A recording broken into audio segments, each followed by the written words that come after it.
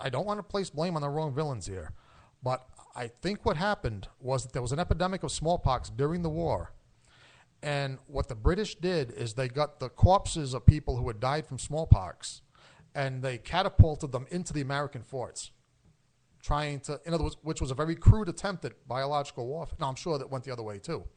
That was a very crude attempt at biological warfare, but I think it's the first one on record. I'm going to go back and be a nerd here because I am, and I like history. It's the first one in American records. However, catapulting diseased bodies over the castle walls is a European tradition. Okay, so that goes going back to what, the Black Plague? That goes way back to the Black Plague. That goes back to the days where they were trying to get the Prince of Darkness himself, Dracula, out of his castle. They were launching diseased bodies into his area. Okay, so when they used to when they used to catapult the head bodies or the heads, that wasn't just psychological warfare. No, that wasn't. They knew what they were doing, and that's been happening since the catapults existed. Like, let's take this rotten body and sling it over there and see what happens. You want to meet the person that first thought of that, isn't it? They looked at these rotting bodies. I just put a lot of thought and effort into figuring out a way to get those over the castle wall. Because even the Romans were known for doing that. To get you out of where you were going, they would send diseased animals into that area for you to feed upon.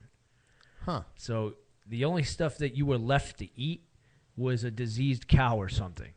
So chemical warfare has been there since we've known of diseases. It's just one of the first in American, probably. Okay. The first on the North American continent, maybe. Yeah. Did you get the... Yep. I kind of sort of have an answer for you. Okay, we have another disease report from Nurse Misery. Go. So Ebola, the first... I guess the cases that they had found were in 1976, and it was from the Congo, and it was in primates as well as humans.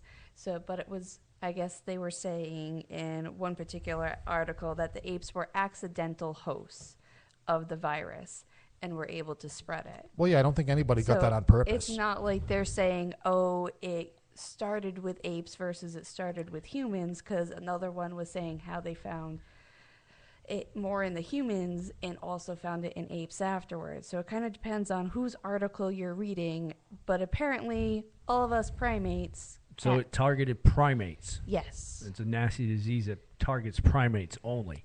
And it's only contracted through either blood or some sort of bodily fluid. Okay, are we going to get back to ape banging on this one?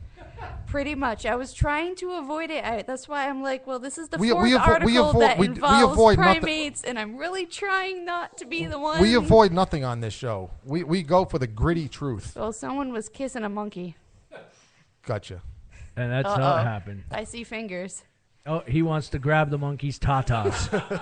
Okay, yes. Tony Jones either wants to grab the monkey or he's telling us that we are in drastic need of cutting this short to bring up a little bit more music because we are heading toward the finish line. How about, let's go with a little Amber Asylum. How about this? Talk about segues. Silence of the Setting Sun. Ominous. Here on the Haunted Cabaret on Rhode Island Free Radio.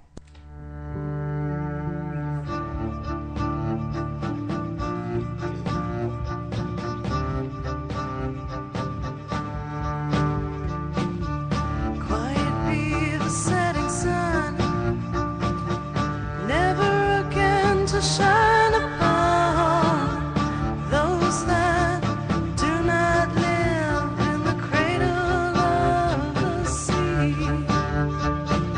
The only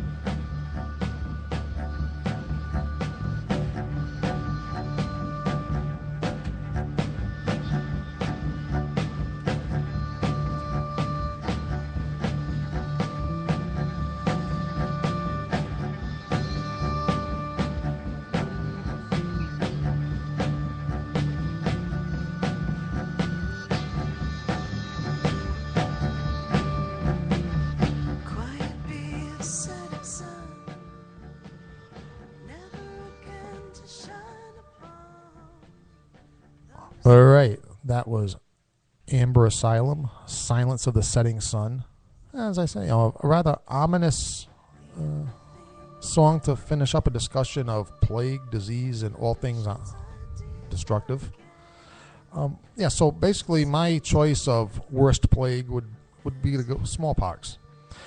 And the scariest thing, as we wrap up the show this week, is doesn't our friendly United States government have test tubes full of every single one of these little bugs that we've been talking about? They do. They have a special department whose job is to study this stuff. And they have it in canisters, smallpox, everything, inside these little canisters in the good old USS of A. Yep. I remember when I was in school, I took as an elective, I took a microbiology course because I was curious about this stuff. Basically, I was wondering if you could really die from sitting on a toilet seat. So, I took this microbiology course, and by the way, I found out the answer is usually no. Right. That most, your butt cheeks do not pick up too many diseases from toilet seats.